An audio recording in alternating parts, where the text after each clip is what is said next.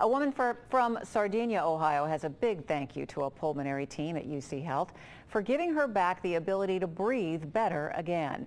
Medical reporter Liz Bonis shares the story in today's Medical Edge. After years of being diagnosed and treated for asthma, Sharon Haskin finally decided she needed someone to give her husband back a good night's sleep. My husband, unfortunately, would stay awake at night, making sure I was breathing.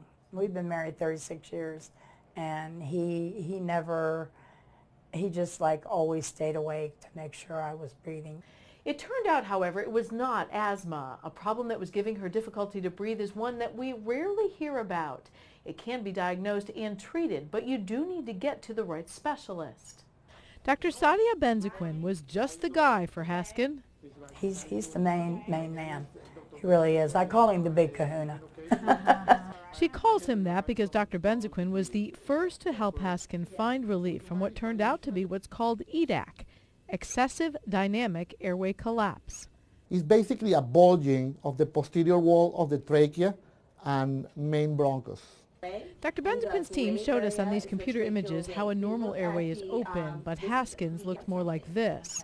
She tried dozens of medications to manage many of the problems that contribute to EDAC, such as reflux and sleep apnea, only to find I would get better, and then I would get sick again, and I would get better, and I would get sick again, and this just went on probably for a little over a year. Finally, a tube that looks like this one, but shaped in a Y, was inserted for a trial run to see if surgery that did the same thing might help. Sure enough, symptoms usually present. And this patient, they can basically be having shortness of breath, wheezing, barking cough. Disappeared, which then made her a candidate for permanent mesh, like what you see here in this picture, to be inserted in surgery. It's a major surgery where basically they open the chest of the patient and they place a mesh, in the posterior wall of the trachea and the bronchus, to make sure that when they expire, the airway does not collapse. For Haskin, it has made all the difference. With each month, I can see that I'm getting better and I'm making strides. Strides that allow her to do really big things.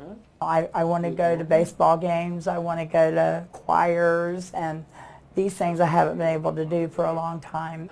And of course the really little things, like give her husband back a full night's rest. And these things in the past I couldn't have done because I couldn't breathe.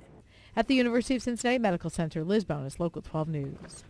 The UC Health team in this story is one of just 3 in the state specifically trained to treat this condition.